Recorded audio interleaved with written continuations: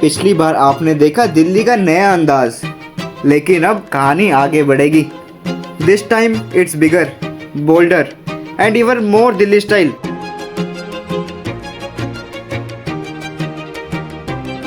जहां हर गली में बसी है एक नई कहानी, जहां बाजारों की भीड़ में छुपी है अनगिनत यादें। From historic monuments to street food, this is not just a vlog, it's a vibe. ये है मेरा सफ़र मेरी नज़र से, दिल्ली की धड़कनों को महसूस करने का बेहतरीन एक्सपीरियंस। हमारी ये ब्यूटीफुल जर्नी शुरू होती है दिल्ली के दिल से, लोटस टेम्पल से।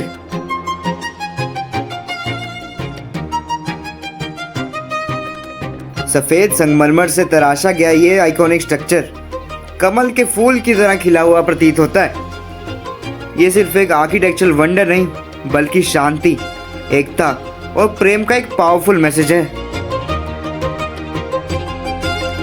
इस मंदिर में ना कोई मूर्ति है, ना कोई रिचुअल्स, बस साइलेंस है, मेडिटेशन है और एक सोलफुल कनेक्शन से अनुभव होता है। 27 विशाल संगमरमर की पेटल्स मिलकर इस मंदिर को एक ब्लूमिंग लोटस का शेप देती है, और जब गोल्डन सनलाइट इस पर पड़ती है तो ऐसा लगता है जैसे time itself paused for a moment. Delhi की बिजी लाइफ के बीच ये सेंचुरी एक ऐसी दुनिया रास्ता है जहां सिर्फ दिल की आवाज सुनाई देती है। तो चलिए इस सेक्रेड प्लेस से अपने इस अनफॉरगेटेबल जर्नी की शुरुआत करते हैं। एक ऐसी यात्रा जो हर मोड़ पर नई स्टोरीज कहती हैं और दिल को सॉफ्टली छू जाती हैं। एक्चुअली इधर क्या है कि ये सारे धर्मों के लिए एक ही स्थान बनाया हुआ है कि सारे अंदर प्रेयर कर सकते हैं, बाकी एक बुक देते हैं, वो पढ़ के प्रेयर कर लो। वो सारे धर्मों के लिए होती है, मतलब बस ऐसा है। ठीक था। अंदर तो वैसे कहता है कि पूरा साइलेंस रखो और कुछ नहीं बोलना, पहले ही सारा। और वैसे अंदर भी फोटोग्राफी वीडियोग्राफी अलाउड भी नहीं होती।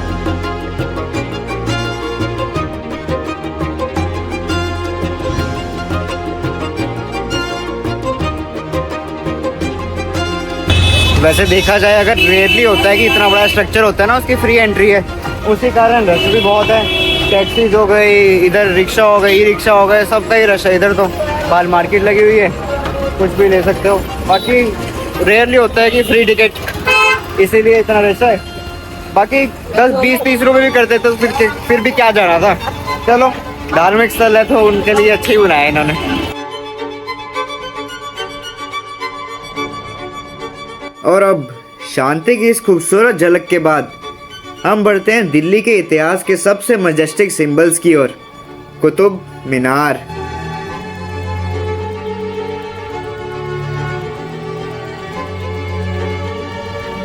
पुरातन हवाओं से बातें करती हुई आसमान को चूमती है मीनार। सिर्फ एक इमारत नहीं, बल्कि सदियों पुराने गौरव और विरासत का एक जीता जागता दस्तावेज है।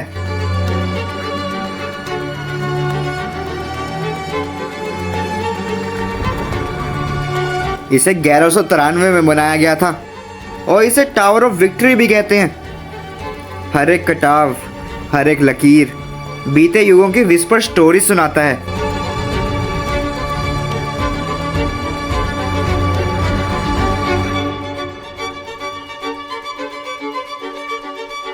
पर मेन दिल्ली से चांदनी चौक लगा लो, उससे तो दूर ही पड़ता है, 14-15 किलोमीटर हो जाता है। तो इधर आना वर्थ इट है, मैं कहूँगा। आप लाल किला छोड़कर इधर आ सकते हो, कुतुब मीनार इधर ज़्यादा वर्थ इट है। इधर मज़ा तो आएगा ना देखने को, ये इतनी बड़ी बिल्डिंग है कुतुब मीनार।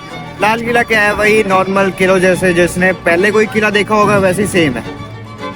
ये एक ऐसी दुनिया है जहाँ दिल्ली सुल्तनत का राज था, जहाँ संस्कृति, वास्तुकला और सत्ता ने एक नई पहचान रची थी।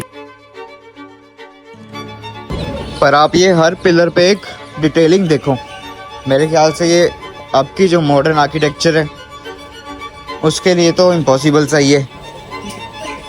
ये तो कुछ ज़्यादा ही है। देखो हर पिलर पे है, हर पिलर पे, एक दो नहीं है, हर पिलर। यहाँ पर देखो पिलर्स खड़े हुए हैं, पर आधे पिलर्स तो टूटे ही हुए हैं, आधे क्या पूरे ही। देखना सारे ऊपर से टूटे हुए हैं, यहाँ से टूटे हुए हैं सारे, मतलब कुछ भी ऐसा कुछ बचा नहीं है पूरी बिल्डिंग ना।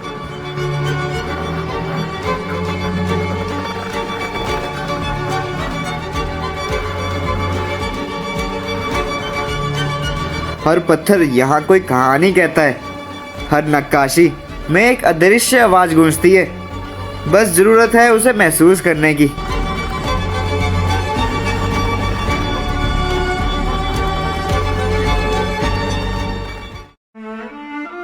इतिहास की गलियों से होकर खूबसूरत स्मारकों की कहानियां सुनते हुए अब हम धीरे धीरे बढ़ रहे हैं दिल्ली की उस पहलू की तरफ जिसे अक्सर नज़रअंदाज कर दिया जाता है। जैसे ही हम शहर की बाहरी सीमाओं में दाखिल होते हैं, हवा में एक अलग सी गंध घुलने लग जाती है।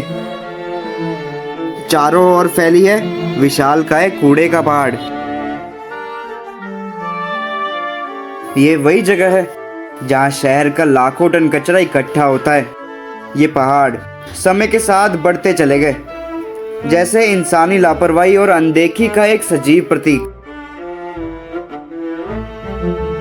सांस लेना मुश्किल हो जाता है, आंखों में जलन महसूस होती है और हर गुजरते पल के साथ एक सवाल उठता है, क्या हमारी तरक्की सिर्फ इमारतों तक सीमित है या फिर हम अपने भविष्य को भी धीरे धीरे इन कचरों के पहाड़ों के नीचे दबा रहे हैं। ये एक ऐसा दृश्य है जो हमें सोचने पर मजबूर करता है कि हम जिस दिल्ली की चमक दमक को प्यार करते हैं, उसकी परछाइयों में कितनी अनदेखी, कितनी तकलीफें छुपी हैं। लेकिन शायद बदलाव की शुरुआत भी यहीं से होती है, सच को स्वीकार कर उसे सुधारने की कोशिश से। अब ये डार्क रियलिटी के बाद हम फिर से इतिहास की ऊंचाइयों की ओर चलते। हमारी अगली मंजिल है एक ऐसी जगह जहाँ हर ईंट में मोहब्बत की महक है। दिल्ली के सबसे खूबसूरत आर्किटेक्चरल मार्वल में से एक, हुमायूं का मकबरा।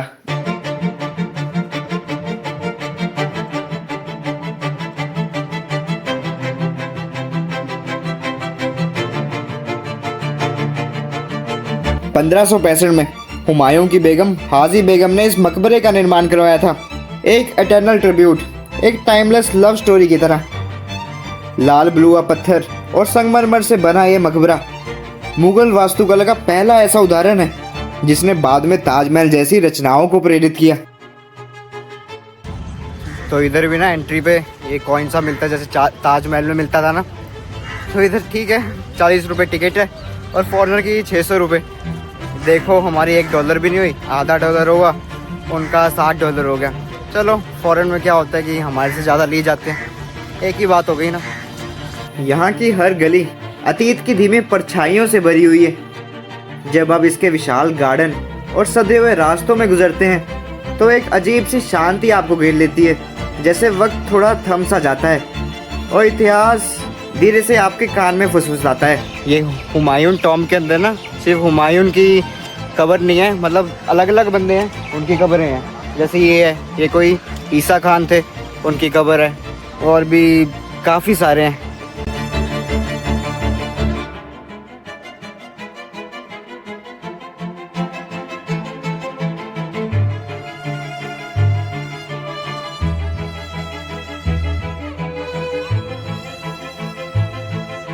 हुमायूं का मकबरा सिर्फ एक राजा का अंतिम विश्राम स्थल नहीं, बल्कि एक ऐसे युग की निशानी है जहां स्थापत्य कला और भावनाएं एक साथ सांस लेती हैं। तो ये है भाई हुमायूं टॉम। अब मैंने आपको इसके बारे में सब कुछ बताया, पर क्या है कि ताजमहल जैसा ही है, पर ताजमहल का जो परिसर कहते हैं, क्या कहते हैं, एरिया कह लो, वो ज़्यादा बड़ा है, ये थोड़ा छोटा सा है। इधर टूरिस्ट भी कम है, काफ़ी कम है। वैसे दिल्ली में ना फॉरेनर्स मैंने काफ़ी देख लिए इन हिस्टोरिकल जगह पर। फॉरेनर्स को इसी चीज़ में इंटरेस्ट होता है, पता नहीं क्यों।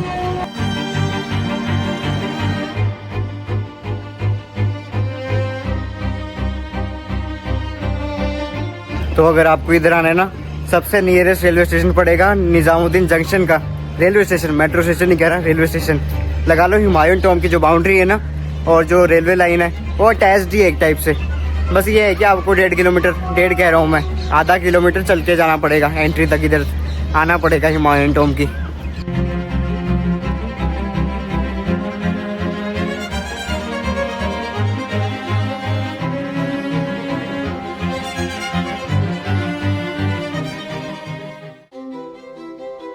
तो इसके बाद हम पहुंचते हैं दिल्ली के सबसे रहस्यमयी और रहस्यपूर्ण स्थलों में से एक पर, उग्रसेन की बावली।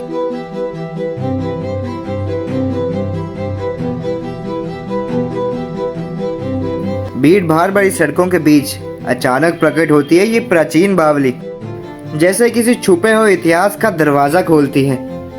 103 सीढ़ियों से नीचे उतरते ही ये गहरी बावली आज भी उतनी ही भव्य लगती है जैसे सदियों पहले लगती होगी, जब यहाँ पानी जमा होता था और रौनकें बसी होती थी।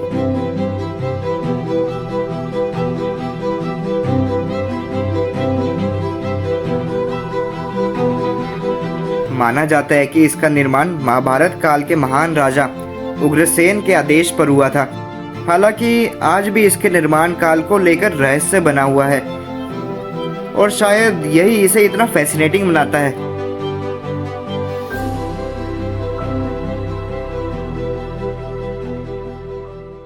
जहां एक तरफ दिल्ली का इतिहास हमें सोचने को मजबूर करता है, वहीं दूसरी ओर शहर के दिल में बसी है एक ऐसी दुनिया जहां रफ्तार, रंग और रोशनी हर कोने में बिखरी है। Connaught place.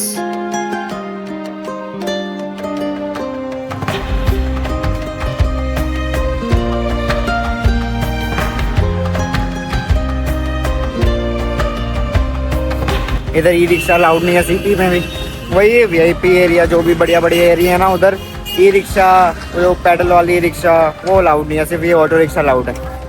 कनॉट प्लेस को दिल्ली का दिल भी कहा जाता है। सफ़ेद गोलाकार इमारतों से घिरा हुआ ये इलाका कॉलोनियल आर्किटेक्चर और मॉडर्न हसल का एक मैस्मराइजिंग मिलन है।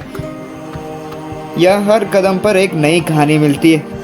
कोई कॉफ़ी शॉप में बैठा सपने बुन रहा है, तो कोई सड़क किनारे गिटार पर कोई गाना बजा रहा है। बस वो है कि जैसे चंडीगढ़ की सेक्टर 17 की मार्केट है, इधर अपना सीपी लगा लो, कोई ज़्यादा कोई फ़र्क है नहीं। बस ये है कि चंडीगढ़ की मार्केट थोड़ी पुरानी सी लगती है, ये थोड़ा मॉडर्न स्टाइल सा लगता है क्योंकि सारा अभी वाइट है ना।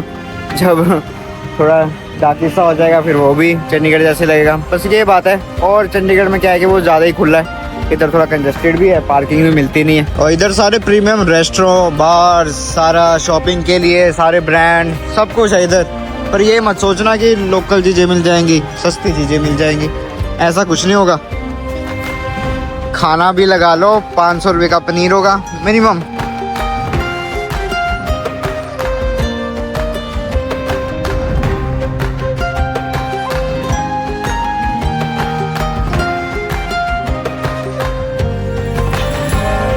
सीपी की इन गलियों में घूमना जैसे वक्त के दो किनारों के बीच चलना है। एक तरफ अंग्रेजों के बनाए इतिहास की गूंज और दूसरी तरफ आज के डिजिटल जनरेशन की भागती धड़कन।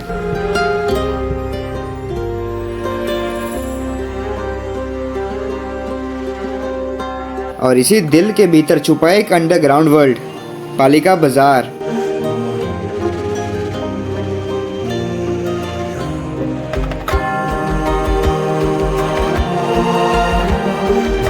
पालिका बाजार दिल्ली का वो अंडरग्राउंड शॉपिंग मेज जहां बार्गेनिंग एक आर्ट है और हर दुकान एक ट्रेजर चेस्ट की तरह है। मोबाइल फ़ोन से लेकर परफ्यूम्स, जैकेट से लेकर गैजेट्स तक, यहाँ हर वो चीज़ मिलती है जिसकी आप कल्पना कर सकते हो और कई बार जो आपने सोची भी नहीं होती।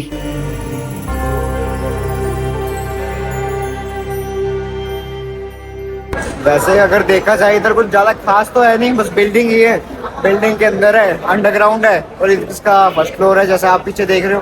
तो ज़्यादा कुछ खास है नहीं। अब सदर बाजार और चांदनी चौक से तो सस्ता है नहीं इधर सामान है ना, वो तो चलो होलसेल हो गया ना, इधर तो रिटेल ही बेचेंगे, फिर भी कम तो कर ही लेते हैं, बाकी इंडिया से तो कम ही मिलते हैं।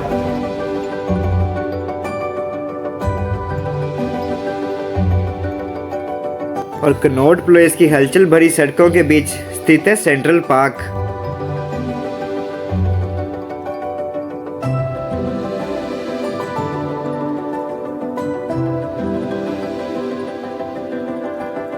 ये पार्क सिर्फ हरियाली का टुकड़ा नहीं, बल्कि लोगों के लिए एक सुकून भरी जगह है जहां दिल्ली की तेज रफ्तार जिंदगी थोड़ी देर के लिए थम जाती है।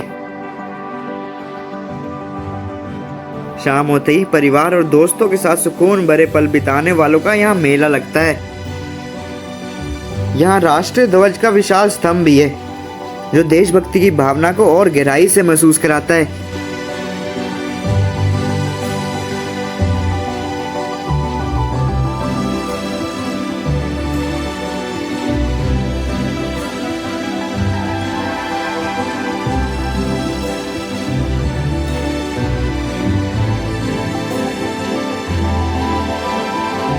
तो दोस्तों ये थी एक छोटी सी झलक दिल्ली की, एक ऐसा शहर जो इतिहास की गलियों से लेकर आज की चमकती सड़क तक हर मोड़ पर नई कहानी सुनाता है। उम्मीद करता हूँ कि आपको ये वाली वीडियो अच्छी लगी होगी। अब मिलते हैं अगली वीडियो में। Till then take care and bye bye.